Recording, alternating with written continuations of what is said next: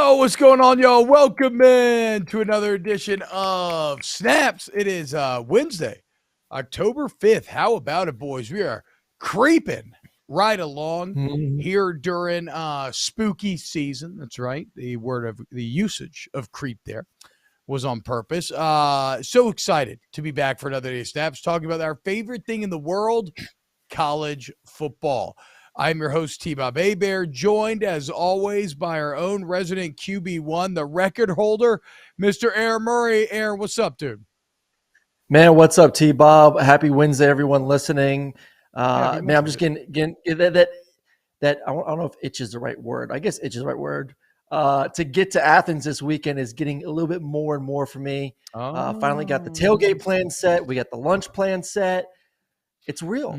I'm going to be getting wild T-Bob crazy on Saturday in Athens, and it's kind of coming together right now. So I'm like, now I know what it feels like for everyone that gets ready for a game day, whether you're in Baton Rouge to Columbus to Athens to wherever.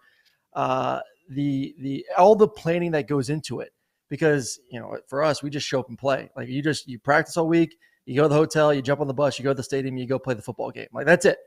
Like outside the stadium, there's all this planning going on. Like, where are we going to park? Where are we going to meet? What food are you bringing? What drinks do you want? Like, I'm like, holy crap. Like, I'm used to just showing up and doing it.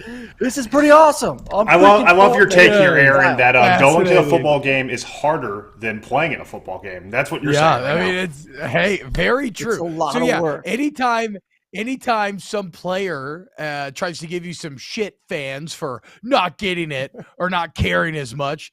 Okay, Justin Fields. Well, have you ever had to plan your drinks and food for an entire tailgating? I didn't think so. Okay, yeah, Aaron, welcome to the other side. It's tough business, man. It's a tough business. It's tough business. Hey, man. we need to get Murray some snaps stickers or something to hand out from, maybe like tattoo a QR code on his forehead. Because something tells me, Aaron, you are going to be one of the frat pins. Okay, yeah. Some snap pins. Let's go. Who doesn't love pins? But also, like, you're going to be mobbed at a Georgia game, right? Like, it's going to be constant. Yeah. Oh yeah, it's going to be. Ready? I joke about the drinks because honestly, I'll probably be getting drinks thrown in my face left and right. That's the hard part. Like, I'm not a big drinker. I do drink, but I don't drink a lot. So I feel like getting in a setting like this, it's going to be like, Aaron, take a shot. Aaron, take this shot. Take this shot. Fucking fireballs. Let's go. And all of a sudden, I'm gonna be, fall over myself. But luckily for me, my wife's pregnant. She can't drink, so I got a designated driver back to Atlanta, so I can get as crazy as I want. She's going to be annoyed, though. I guarantee it. So I'm just hoping that we make it to our seats before she gets pissed off at me. That's. I get it. You're going to do a little blackout for the blackout. Hell yeah. Taking the Georgia Standard the extra mile. It's not actually a blackout this weekend, is it? No way y'all wasted a blackout on Auburn. Okay. I'm making sure. And don't worry. I should be able to do the heavy lifting on Snaps After Dark this time around, as my own game will be at 11 a.m. And after flying too close to the inebriated sun and having the liquor essentially melt the wax off my wings last weekend, I've decided I will no longer be drinking mezcal throughout the LSU game. I know. You're growing up there, T-Bob. No liquor on Saturday. No liquor before work. You're really growing up. I feel like a Trailer Park Boys character. He's on the damn liquor again, Mr. Leahy. No, Leahy's back on the liquor. I mean, that is what happened, though, because last year the same exact thing happened, where during the season I realized after the Kentucky game I was getting too drunk before doing that show. I switched to beer and went swimmingly after that, so the boys were going back to beer. I don't know how I found myself back in this mezcal hole. I just love mezcal. I mean, that's all there is to it, dude. It's a delicious drink to me any time of the year. It's got all the sexy fun of tequila mixed with the smoky richness of a great like scotch or something, or a whiskey. Mezcal's my favorite liquor ever. But I will sacrifice for us, for Team Snaps, for Snaps After Dark, and so that you can get a little wild on Saturday, Aaron Murray. Thank you to everybody joining us today in the YouTube chat. We love having you in here. Go ahead and continue to like the YouTube channel. Subscribe to the Volume Source. Very excited to be here on the Volume. Shout out, Colin. Remember, download the FanDuel Sportsbook app, promo code SNAPS. All kinds of incredible deals. If you're a new customer right now, you get a no-sweat bet up to $1,000. $1,000, y'all. What that means is like you can bet up to $1,000. If you lose, you get money back and free bets to play with. So just like however much money you want to put in there, I would say put on one bet, and then if you lose it, that's okay. It's in there. You just play with it, right? Yeah, no sweat. Promo code SNAPS. Yeah, I am the liquor, Randy. All right, here we go. Let's go ahead and dive into today's show. We had a great sit down with Rick Neuheisel that we're going to bring you here in a little bit. But first, we have once again been on FanDuel, and we're almost halfway through the college football season, boys. I don't want to bum anybody out. It sucks. But we are almost halfway through somehow. I don't know how. And so we're like, okay, let's do a little midseason check-in. Where are we at on conference championships? What are the odds looking like for all the Power Five? And where's there maybe some values to be found in some of these future bets? And so we're going to run down the list here, okay? We've been talking. We put it together. And no, Mark Cumby, Colin did not call me to the office. I didn't come into Snaps last week, and probably because Brumley saw how drunk I was on whiskey and wine. But no, this is a self-imposed flogging here, okay? Let's start with probably the most boring one in here, Aaron, and that is right now the ACC. Clemson, the heavy favorite to win the ACC. Is there anybody besides Clemson that you think can win it or that you would put money on? If you want to get a little frisky with it, you put some money on North Carolina right now. Clemson's at minus 250. North Carolina's at plus 950, just because they're going to have to face someone in the ACC championship game. And it looks like Clemson is going to take care of their side of the ACC. I don't think anyone that the other side's just god awful, but if you're going to kind of pick who that winner is going to be, I would put my money on UNC. I know their defense is horrendous, but I love their quarterback. I love what they're doing on offense. I think they face up against Clemson in the ACC championship game, and maybe Clemson falls asleep. Maybe Clemson kind of doesn't show up and DJU throws a couple picks. I don't know, but yeah, they will be in it. So yes, it's a safe bet. Most likely it's going to happen, especially the fact that they've already taken care of business versus Wake Forest. They've taken care of business versus NC State. Syracuse is a good team this year. So, we'll see. And then I think they have to play as well. Who else they have to play? Florida State. But no, yep. I like Clemson. But if you want to put some money on someone else in the ACC, once again, throw it on North Carolina because most likely they're going to be facing them in the championship game. Yeah. So I mean, look, I think you kind of nailed it, right? Drake May's awesome for North Carolina. Yep. Gene Chiswick's an awesome guy, I've heard. His defense, not so awesome. In fact, horrid garbage, right? So, I don't believe North Carolina is even the second or third or whatever best team in the AC. So then it's like you said, okay, who is left on Clemson's schedule that still could? That's clearly just Florida State and Syracuse. The problem is, do you trust either of them to beat Clemson head-to-head? And then if you're Florida State, you would need to go undefeated. If you're Syracuse, I guess you could eat one other loss along the way. And no. So just don't play the ACC. If you're looking for value, Clemson passed their tests. They're going to win the ACC.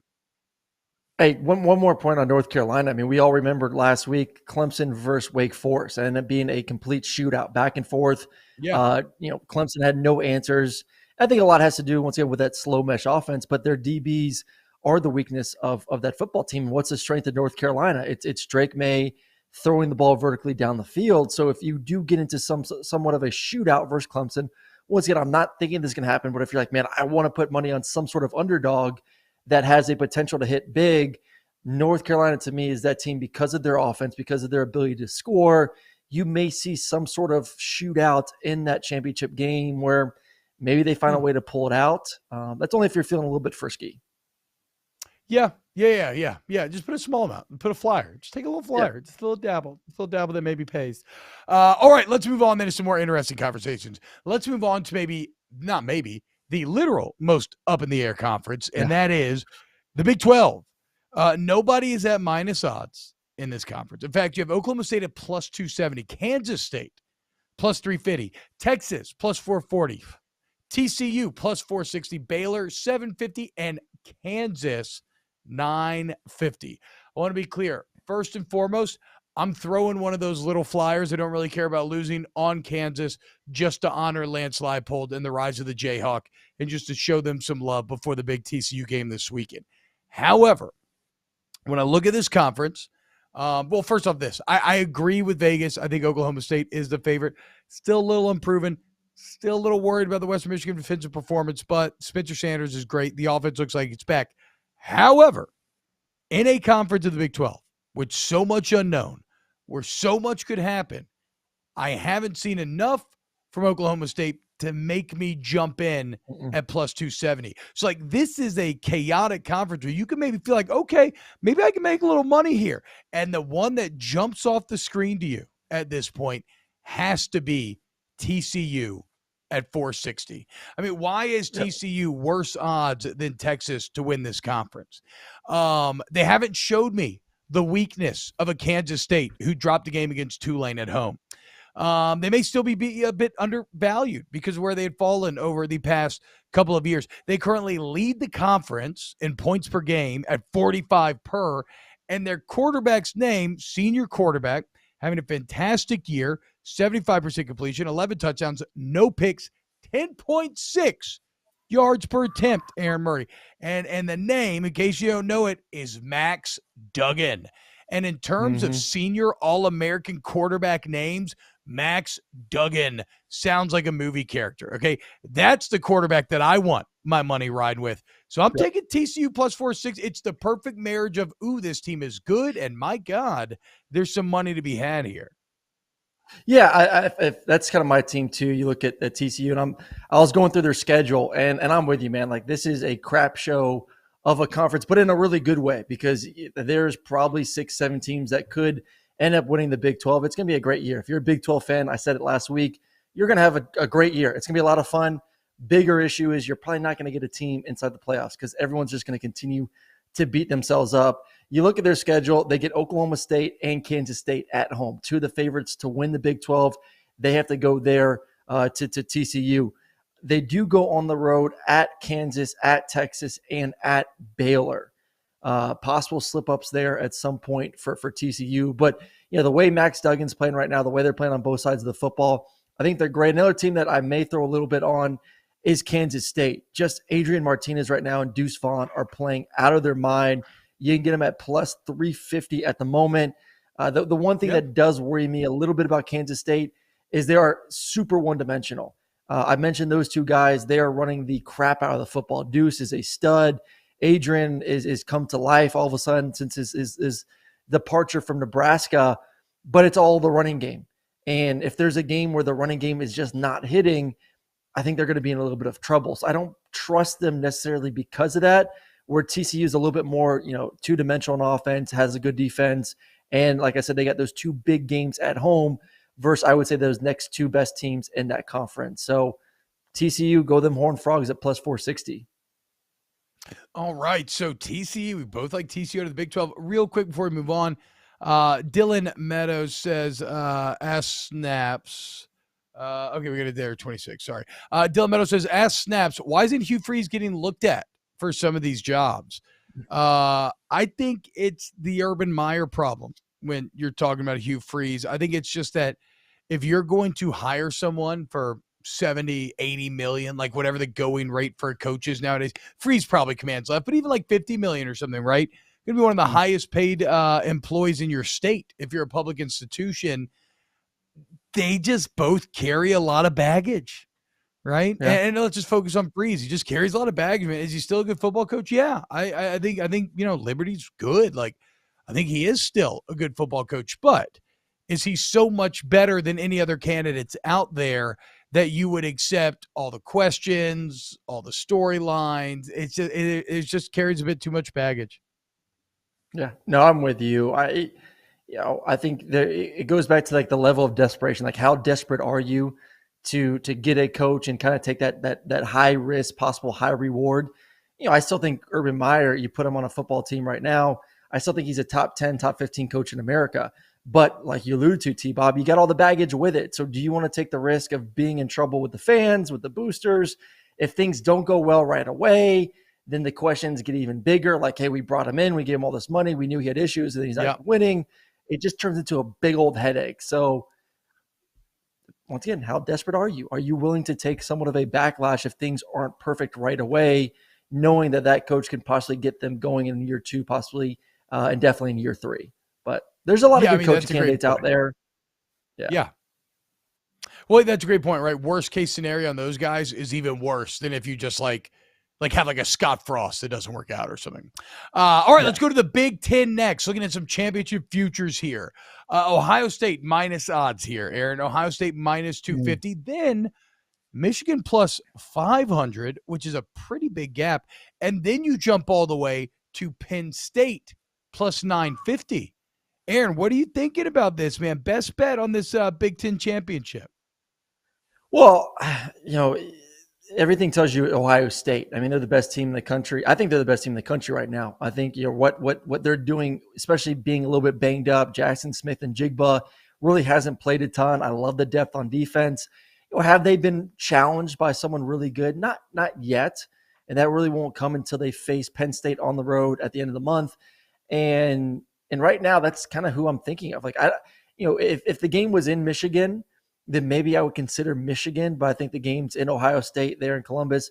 I think Ohio State's a better football team. I don't trust Michigan in their offense. I talked about yesterday, their running back may have a Heisman opportunity this year if they do find a way to win that conference, because of the fact they rely so heavily on him. They are a good running football team. But if I wanted to get some more favorable odds and take a risk, I like Penn State. They play Michigan this weekend, so that may be completely out the window. But if they do beat Michigan, Ohio State has to travel to Happy Valley for that football game here at the end of the month. Yeah. They got a senior at quarterback in Sean Clifford who's played a lot of football games. They're running the ball more effectively. The defense has been tremendous all year long. We know it's going to be a wideout. It's going to be crazy. Can they control Ohio State's offense is going to be the key. But I would take Penn State as a possible flyer because of that scenario, but they got to beat Michigan this week. And I think if they do beat Michigan this week, I think you're going to see a lot more money coming for the Nittany Lions as a possible winner inside that conference, because once they get past Ohio State, the schedule is complete cupcake. You just got to beat Ohio State at home next week, or not next week, at the end of the month. Yeah. So, okay. So a couple of things here. Yes, that plus 950 next to a Penn State team that's been very solid this year, I think that feels very sexy. However, I just can't get myself there with Penn State. And I think that Michigan game, correct me if I'm wrong, Brum, I think it's next weekend. It's both their next games. I think they may be on buys this weekend. I don't remember seeing that in the rundown, but we going to learn soon. The point is, the both times, like the next time. Yeah, it's on the 15th. That Michigan and Penn State. Yeah, so the next time that they hit the field, we're going to learn the answer. Going into that game, I just, look, man, to me, I think Michigan's a slightly more complete team than Penn State. And I think I like J.J. McCarthy maybe better than Sean Clifford. And that's not to say that Sean Clifford's great. And it's really why Ohio State's just a choice in the end, is that C.J. Stroud, like the gap between Stroud and Clifford and McCarthy is so extensive. That's why. But I think like going from minus 250 to plus 500, right? That odds change right there. I don't know if I think that Ohio State is that much better than Michigan. And especially if McCarthy's stats right now are not well, we're gonna learn. We're gonna learn. Especially if McCarthy's stats right now are not somewhat inflated. Like the numbers aren't bad. It's a bit of fool's gold. But no, in the end, if I was doing a bet here, I would go Michigan at plus 500. And again, knowing that, of course, Ohio State is the better team, but I don't believe in Clifford and Penn State, bro. I mean, why? What is Sean Clifford? Sean Clifford's what has he done to make you a believer in him? At least they're not one dimensional on offense. Like if you show up to a game on the road, I don't care what conference you are, and all you can do is run the football, and that's all Michigan can do right now. J.J. McCarthy cannot complete passes consistently down the field. It's all dink and dunk, and it's all relying on Corum to run the football. On the road, you will get dominated. And I look at Penn State, and I think they have more weapons, and I think they have a quarterback that's a lot more capable than J.J. McCarthy. So that gives me confidence that, hey, you have to travel for Ohio State. You got to go on the road, and I think a team that's more complete on both sides of the football in Penn State, and that's why I kind of think Penn State has an opportunity. You to do beat think Michigan in 2 weeks. you think that Penn State? Okay, so you do think that Penn State I then do. is just a better team than Michigan, even before you get into quarterbacks. I'm not sold on Michigan's offense, and I think their defense is good, but I think their defense took a step back from last year. You turn on the tape for Michigan, and I just said it, like they can't. There's no explosion in the pass game, and good defenses are going to gobble that up, because when you match athlete for athlete, yeah, Michigan take advantage of it when they're bigger up front, when they're faster at the running back position. Like they're gonna win those games that we've seen this year.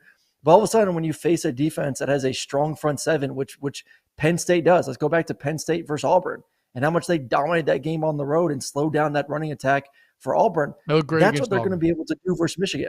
That's what they're going to be able to do versus Michigan. If Michigan can't throw the football, Penn State may sneak out of there with a win here in a week and a half. Okay. To your point, Aaron, you look at the Big Ten standings right now, and if you filter against only FBS opponents, right, so no cupcakes allowed, Penn State, second in the SEC, giving up just 79 rush yards a game, only 2.9 yards per carry. Now, Michigan's and they can win on the road too, T-Bob. They can win on the road. Yeah, they had a big win. They had a big win at Auburn on the road. I know Auburn's not great, but still they went on the road and won. And then they found a way to win versus Purdue on the road as well. So, I mean, that's a lot of good signs for me right now that this team's not afraid to go into Michigan next week and see if they can pull out another one. I see what you're saying. Look, I think that Michigan has a more complete defense. I think that Penn State's weakness actually is in their secondary through the air. But, again, can Michigan take advantage? I'll still go Michigan here. I'm going Michigan at 500. You're going Penn State at 950, correct? Yes. Final answer. There you go. Place the bets, boys. Place the bets. In fact, I'm going to place these all right after the show. Okay, let's move over to the Pac-12, where, again, a conference like the Big 12 here, Aaron, where there's no minus odds. Okay, you got USC and Utah both atop the pile at plus 210. Okay, you got Oregon plus 300, and then you got UCLA plus 700. Aaron Murray, what are you thinking here? This is kind of like the Big Ten for me. Like I think USC is the better football team between Utah and Oregon. So if I had to put my money on one of those three, I like USC. If I want to get a little bit risky here, I like what I've seen from UCLA this year. I think that win versus Washington really opened up a lot of people's eyes. Dorian Thompson-Robinson, who's played a lot of football, has been absolutely tremendous this season. Zach Cabernet, whatever it Charbonnet? is. Like a five. Charbonnet. Yeah. I like Cabernet Zach better. Cabernet. Yeah, Zach I like it. You know what's on my mind? The tailgate's on my mind. I'm thinking about something to drink. He's a full look. He is a full-bodied back. Let's be clear. He's a full-bodied back. A little dry. I don't know if that's due to the air. Maybe he's just in such great shape he doesn't sweat that much. But delicious to watch nonetheless. A fine vintage. He is extremely delicious. And their defense is more depth and more physical. And you know, our interview coming up shortly with Coach Neuheisel, he kind of breaks down his thoughts on UCLA, and I like him, man. You know, it's a conference similar to the Big 12. Like, you know, right now there's 4 or 5 teams there that I would not be surprised if they won it at the end of the day. Like you alluded to 3 of them, and I just brought the 4th. Like any one of those 4 teams right now could win the Pac-12. So if you want to take a flyer on someone and want a little bit better odds, I do like UCLA. So I'd either put my money on either one of the LA schools. I think USC is the best school in that conference, and I do think UCLA has a lot of potential. They're a complete football team. You know, we talk about USC, like how good are they on defense, and they've impressed us a lot, especially with the turnovers. I think UCLA potentially could have the more complete team on both sides of the football. Oh, Clint Moses with the Go Beavers in the chat. Hell yeah, man. Look, I'd rather be wrong swinging for the fences if 2 teams look kind of as even as they do with USC and UCLA right now. So, yeah, UCLA is the play here. Maybe we could circle back around to Alabama, but I kind of lost track of time here because I love talking to you so much, Aaron. You know who else I love talking to? Coolest guy in the college football world. That's Coach Rick Neuheisel. And we sit down just a few minutes ago. Here is the legend, Rick Neuheisel. Hey, what's up, y'all? Welcome back. Another Snap guest, and it's probably my favorite one yet. The literal coolest man in college football, the most interesting man in college football, the most renaissance man in college football. You could catch him jamming with the Grateful Dads one night and calling or coaching a nationally televised football game the next. That is Coach Rick Neuheisel. Coach Neuheisel, thank you so much for joining us here on Snaps today. Very excited to talk to you, man. How you doing? Well, it is great to be with you. When Aaron Murray asks, it's just hard to say no. He's such the celebrity, and you just want to stay on Aaron's good side. So I'm pleased to be with you fellas. Renaissance is probably a little bit overblown. I'm kind of a jack of all trades, master of none, is what I am. I mean, look at that. Add humility to the list. Okay. The Renaissance man, undefeated. Okay, Coach, I want to start here because I feel like, and by the way, you're going to be on the call on CBS for Auburn and Georgia on Saturday. So we'll get there, but I gotta start in Los Angeles right now, right? Obviously you have a ton of experience with West Coast football, and it's been a bit of a renaissance out west this year for both UCLA and USC, looking very solid right now. Right now, who is the best college football team in Los Angeles? Well, I'm always going to lean towards the Bruins just because my wife is the mother of a coach there at UCLA. So if I want to sleep in the same bed, I've got to stay with the Bruins in this deal. So, where your bread is buttered, right? But UCLA was very impressive in that win over Washington. Very impressive. Mm-hmm. They held the Huskies to 65 yards rushing in that game. And I think as Chip Kelly's tried to get his foothold in Los Angeles and tried to build that program, they've always been able to kind of handle the offensive side. Defensively is where they've not maybe had the right level of depth. But this year, thus far, they're hanging in there. And we'll know a lot more after this weekend when they play Utah, because Utah is going to try to run the ball. The Trojans have been what we expected. Lincoln Riley brought his quarterback along, so we kind of expected they'd be high flying. What they're also enjoying this year with Alex Grinch is a lot of turnovers. They're up there in the top of the charts with the turnover margin, and that's obviously terrific. And they've turned a lot of those turnovers into points. Defense, I think, has accounted for at least 3 or 4 touchdowns already. So we talked last year, Rick, about, I think you have a somewhat good relationship with Coach Kelly there at UCLA, and kind of giving him some pointers about what needs to be done or what can be done at a place like UCLA. We've all seen it. We've turned on our televisions or seen the highlights, and there's barely anyone there. Don't look at the stands. It's the same amount of people in the stands. What do they need to do, Coach? Only you and I were the only ones there. I mean, it's an amazing stadium. Like, listen, so T-Ball, I'll give a quick story. So Coach was the coach at UCLA when I was getting recruited. We flew out. My dad and I flew out to Los Angeles. He picked us up. And we drove to the Rose Bowl. He brought us to midfield. It's Coach Neuheisel. It's myself. It's my dad. And he's a salesman. He's one of the best out there. And I looked at my dad and said, you can't get better than this. Like, what is better than being in the Rose Bowl? Where are my papers? Let me go sign right now. Obviously didn't work out, but it is an incredible place. Like, what needs to happen to get fans to get their freaking butts in the stands to watch those games? It's a fair question. Unfortunately, the entire Pac-12 has been impacted by the college football playoff. Only twice in the last 8 years has a Pac-12 team advanced to the playoff, made it to the Final Four, and only once did they get to the final game, and that was in year 1 when Oregon and Marcus Mariota were going full blast. All of the programs have seen a little bit of dissipation in the enthusiasm for the programs, given that college football has been happening far, far away, whether it be Alabama, whether it's Georgia, whether it's Ohio State, those are where the powers are, and the enthusiasm has waned. And the recruits who grew up in that area in California have come to where the enthusiasm is as well. Brock Bowers for your Georgia Bulldogs, the best tight end in the game, the next, big time guy to come out of college to go. He's the Travis Kelce of college football, right? He's a Napa kid, Napa, California, and he's out there. And Kendall Milton is from Fresno, California. You had last year the quarterback, Bryce Young. Bryce Young's from California, for goodness sakes. Bryce Young's a California kid. So with all those guys leaving for the greener pastures, we've got to win back the fans. It's been a good year thus far for the Pac-12. UCLA and SC still undefeated.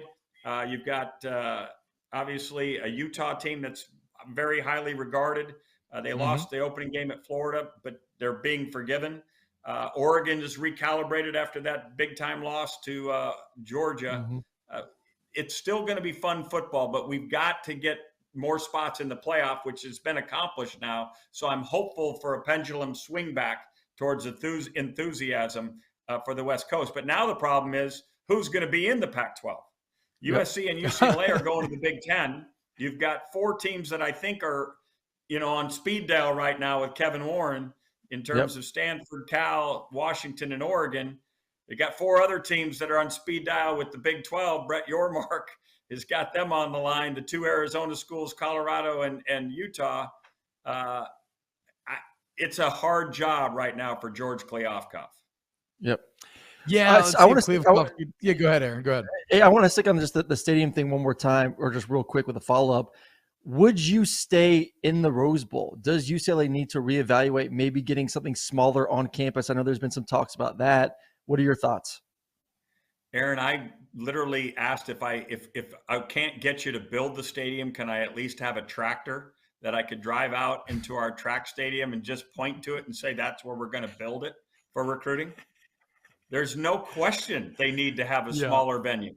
There's no question. And Aaron, you were on the campus. UCLA is the most beautiful campus in all the land. And if you stand up on top of Jan's steps and you look to the west, you feel every day a breeze. That's your air conditioner. It's called the Pacific Ocean. You stand there and you're going, what could be better than this? And nothing could be better than this. And right there is Drake Stadium, a football stadium just waiting to happen. It actually is retrofitted to be a football stadium. You just have to put the pylons in the ground and you can build a 45 to 50,000 seat stadium. They just haven't done it. And I know there are other issues and they're thinking about putting another dorm in there. And, the people that make the big decisions about the economy of UCLA are much smarter than I. But I can promise you, as the head coach there, had we had that stadium, I would not be on this call right now discussing doing the Auburn, Georgia game. I would be talking about getting ready to take care of Utah this week. Do you think, as the head coach, do you think the move to the Big Ten makes sense? Financially maybe it helps push that stadium. Yeah, financially, and I know sure. George Kliavkoff has penned a letter, and the regents of California are concerned and all that stuff about the travel for the kids and all that. And that's absolutely a reasonable subject to discuss. But for the money that's going to be coming in the coffers, given an athletic budget right now that's $100 million in the red, you couldn't say no. Could not say no. Yeah. All right, well then let's talk a little Auburn, Georgia, Coach, because that's the game you're going to be calling this weekend. And Auburn, impressive in many ways, kind of a punched up a bit last week versus what was expected of them. Georgia, the polar opposite, and getting ready for this game. I know you've watched a lot of Georgia. What are you seeing with this Bulldog team that has maybe made them look a bit more mortal over the last couple of weeks? Listen, it's college athletics, and who can imagine doing anything more fun, but they look bored. I mean, they didn't have, they clearly were at their best when they played the opening game against Oregon. That was an absolute showcase event right there in Atlanta. Are we going to be, just a rebuild, or are we going to be a reload? Well, they answered that in emphatic fashion. They were outstanding in every phase of the game. And then they played nobody. They just didn't have a game that put anything on the Richter scale. And Kent State, they showed signs of, being bored. However many, with 3 turnovers in the first half. And then Missouri, what are they, a 30-point favorite in that one? Yeah. And they go and they had 2 turnovers in the first half in that game. So they look a little bit lethargic. The other thing I would say is that Kirby Smart is a defensive-minded coach, and he knows what his defense needs to be at the best. And part of what all defenses need to be at their best is an offense that understands what the defense needs, which means field position, no turnovers, being able to run the ball and run the clock, time of possession, all those things help defense. To get to the next level as an offensive program, they've now kind of blossomed. Just a couple of weeks ago, they were in the top 5 in passing statistics, averaging over 350 yards a game. We had all said, when's Kirby going to come into the next century? Nick Saban did, his sensei, right? He woke up and smelled the coffee and said, you got to have all these flamboyant receivers and throw it all over the yard and score 40 every time and do it, in grand style. So the Devontae Smiths of the world, the Jerry Judys of the world, always Jalen Waddles all come to your school. Kirby was more in the old style of Saban. He was more, no, we're going to go, you can have an Amari Cooper. You can have, that Calvin Ridley guy, but we're going to pound the ball and we're going to go 3. And if we get 3rd and long, we're going to hand it off and then we'll punt and we'll get it back for you. And then you take another 1st or 2nd down shot down the field for those guys who've been, the big one receiver type programs. Now they're flamboyant. You saw that Stetson Bennett, they trust him. He's experienced. He's good. And so they let him throw a lot. But I just think when I heard Kirby talk about the win in Missouri, they made us one-dimensional. They were making us one-dimensional in the first half. Fortunately, we woke up in time. And to me, he was talking to his staff. He was talking to his staff that was trying to have a lot of fun, trying to throw it to everybody on the team, get everybody involved. And all of a sudden he's saying, we're going back to pounding this rock, having play action, playing with Stetson Bennett threw 24 passes in the first half of the Missouri game. He threw 24 passes only 4 times all game in a game last year. Four games last year, he threw more than 24. This is a program that wants to pound you, beat you into submission with their defense, and I think they're going to get closer to that recipe after these last couple of weeks. Flipping over to the other team, Auburn, and this kind of is somewhat of a big picture item too. Fascinating story, right? Auburn. Fascinating story. It's just crazy. But this whole coaching thing, I mean, Harsin, 2nd year, I mean, essentially he's a dead man walking. I think we all kind of feel that. But like this whole world we live in now where coaches are getting canned after a couple of years, coaches are getting fired after, week 4 of a football season. Is this good, bad for the game? And especially for a place like Auburn that just seems to be trying to get to that Alabama step and are willing to get rid of a coach at any moment, essentially. Good, bad, or indifferent, that doesn't matter. It's the reality because people want it and they want it now. The 5 jobs that are sitting open right now are ASU, Colorado, Wisconsin, Nebraska, and Georgia Tech. In the early 90s, Colorado and Georgia Tech won a national championship. They split it. Nebraska won multiple national championships. Wisconsin has been to multiple Rose Bowls, and Barry Alvarez made them a national power. In Arizona State, Jake Plummer had them on the verge of a national championship until Ohio State came down the field and scored on them at the waning moments of a Rose Bowl. I mean, they're all big-time programs, and they're tired of being also-rans. So you're going to have changeover. The money's gotten exorbitant. Paul Chryst just got $11 million to walk out the door. So that you don't have to cry crocodile tears for the coach. He's going to be okay. But is it the right way to go about things? I'm not sure. That's up to the athletic directors and these search firms to determine who's the right coach. I don't think it's as complicated as people make it out to be. And the fact that we're sitting here with Brian Harsin now in this role in purgatory, right? The AD that hired him, Alan Green, is already gone. He's kind of sitting there. I think it's an us against the world mentality. Now, they've played every game at home thus far. This is the first time on the road. I actually think it's going to be an advantage for them because us against them, you're not going to feel that as much as you're going to feel it when you walk into Sanford Stadium there in Athens. Okay, Coach, last one from me, and I just love getting your perspective on all of this, man. Purgatory is a perfect way to describe Brian Harson's current situation, but somebody who has rocketed up from hell would be Heupel, Josh Heupel in Tennessee. I'm sorry, I have a bad habit of saying his last name like that. I don't know why I started, and I just my brain what the hell was that? I don't know, dude. It's like a tick at this point.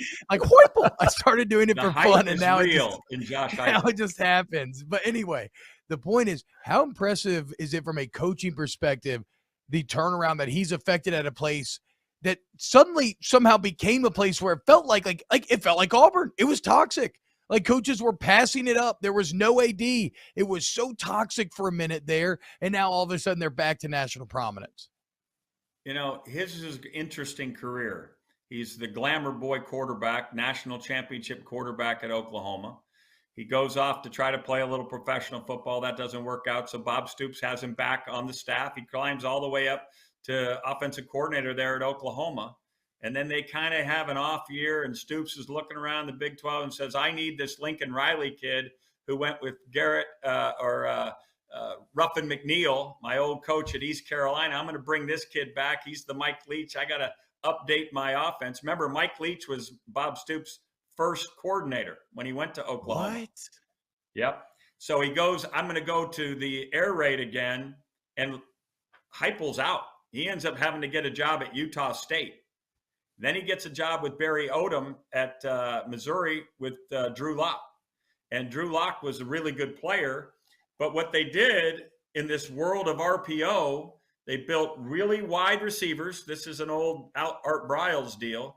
Take your receivers and get them as far to the sideline as you can. 2 to one side, 1 to the other if you're in 11 personnel. And count the numbers. 6 in the box, I run. 7 in the box, I pick which side I go. 2-man concept. And I don't even have to tell everybody that I've changed my mind. The offensive line can block the run, and I can throw it. The wide receivers aren't blocking for a run. They're running routes. And Drew Lock, pick your poison. And all of a sudden it was magic. It goes to UCF. It's magic. And now he lands at Tennessee, and he's luckier than heck that his previous coach, Jeremy Pruitt, went and got Hendon Hooker because he went and got Joe Milton. You're right. He went and thought Joe Milton was the answer and started Milton. Milton struggled. Hendon Hooker comes off the bench, and it has been a miracle since. Yep. What is he, 31-3 touchdowns to interceptions last year? It's unbelievable. And the numbers are off the charts. He had 400-plus yards total offense against Florida, their arch rival, right?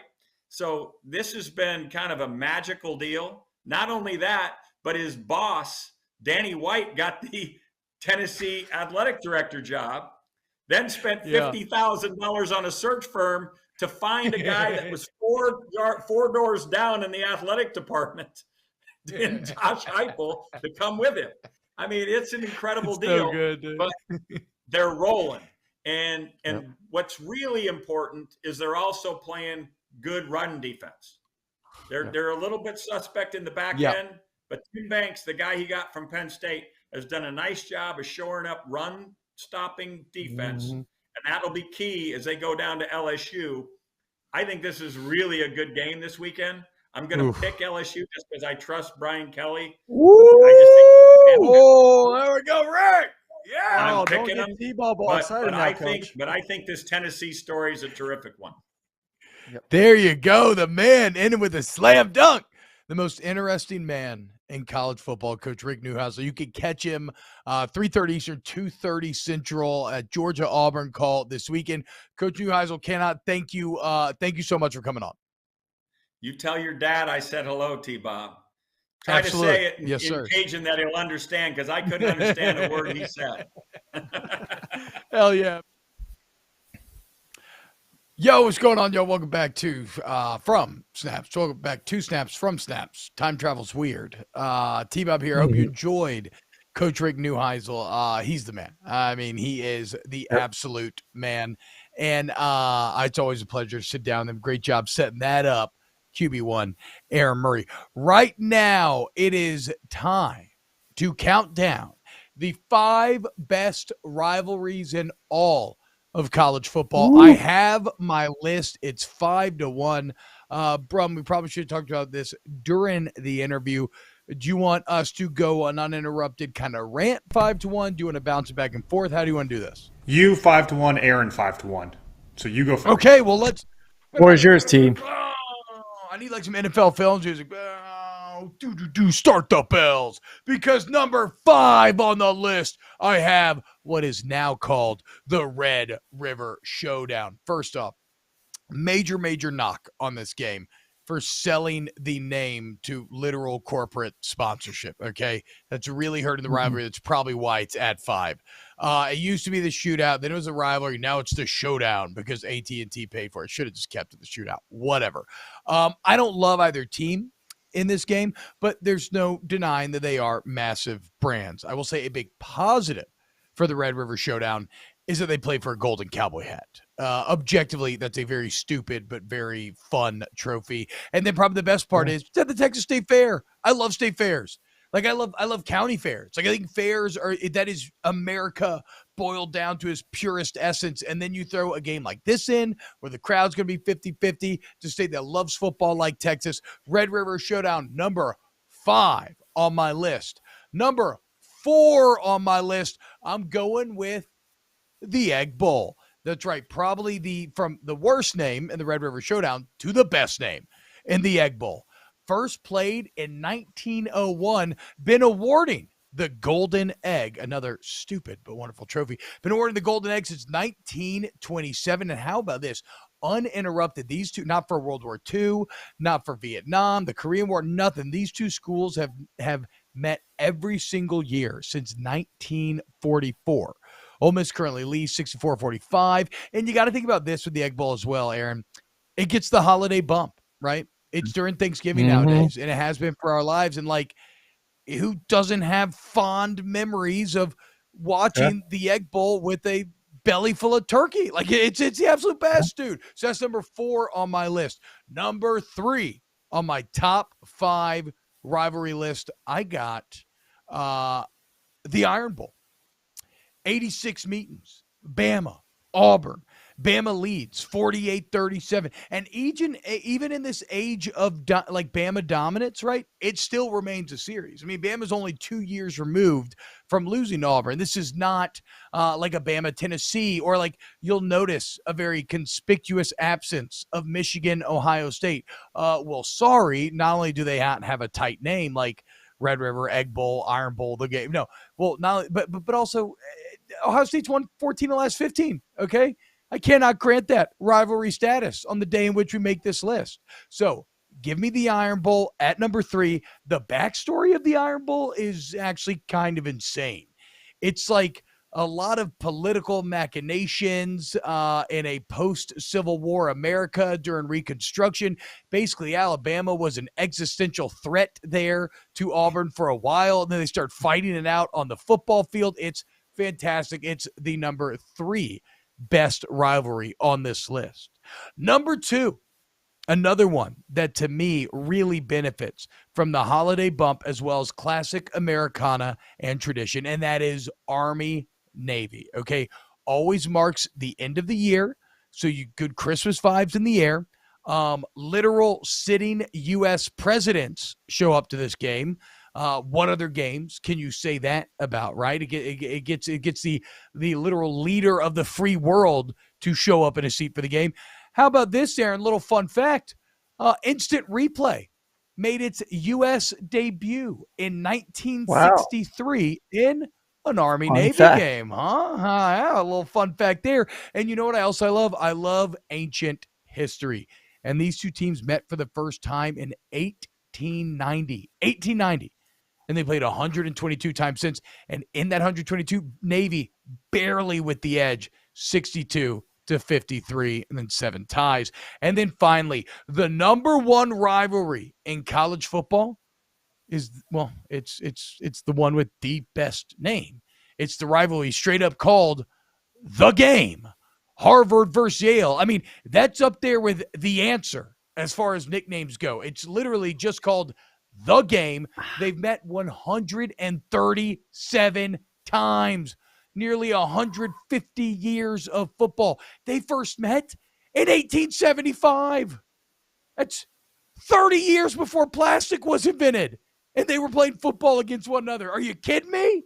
And even though they played 137 times, the rivalry stands with Yale leading 68-61. I mean, let's go, dude. It's the only time you watch Harvard or Yale all year. I get it, but that's the sign of a great rivalry, is that you do tune in for Army-Navy when you don't regularly. You do turn in to the Egg Bowl, no matter who you are, if you don't care about college football, no matter who you are, just because when it is what it is, and you tune in for the game. There it is. Top 5 rivalries in college football. I would love to take a poll right now, Brumley, of how many people actually watch the game, because I have never watched the game in my life, and I love college football. And only T-Bob, the nerd of all nerds, would pick Harvard versus Yale as the top rivalry out there. Not even unbelievable. I don't think there's a list out there that has that game. So please put a poll up. I guarantee you 80% of the people in the chat have never seen it, and maybe the rest of them have seen it once or twice. So T-Bob, you are wild for that, number 1. All right, my number 5 in this, and you're gonna make fun of my number 1, so I'm gonna get it out of the way. Make fun of your number 1. Yeah. My number 5 is Army-Navy, man. Like, if you can't respect that game, get the hell out of here, man. That is such an awesome game. A lot of the time, the Commanders-in-Chief trophy is up for grabs as well, which means even more. It is just so special. Last weekend of the season, it gets its own Saturday. That's how important that game is. Love it. Comes at number 5.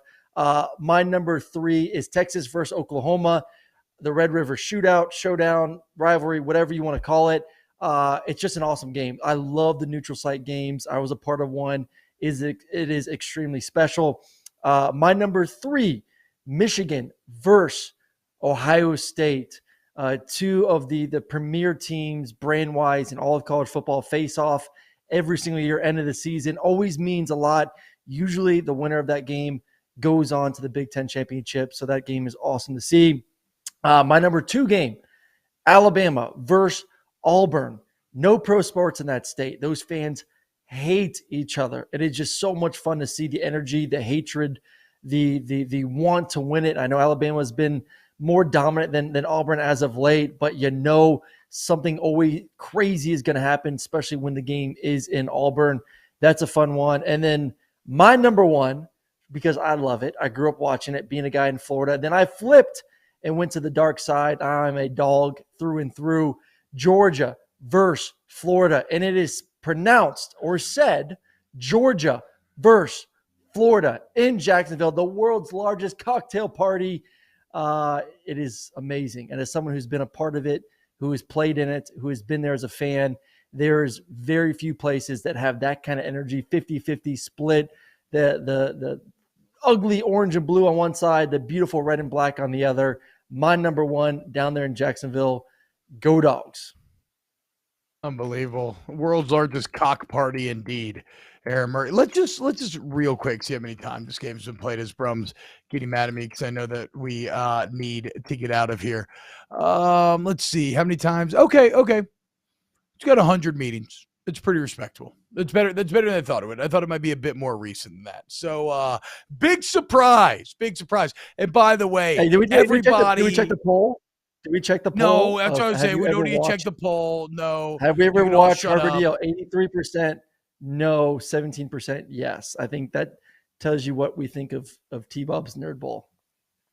Whatever, man. The game. It's literally called The Game, and it's the rivalry. It was first played 2 years after football was invented.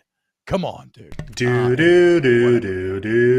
Okay, and that'll do it for another edition of Snaps. We love you so much. Promo code SNAPS if you sign up at FanDuel Sportsbook app. Like and subscribe to YouTube, and please sub to the pod. Share with your friends. We're going to continue to grow this thing. We love y'all, and we will see you tomorrow here on the Volume Sports YouTube channel.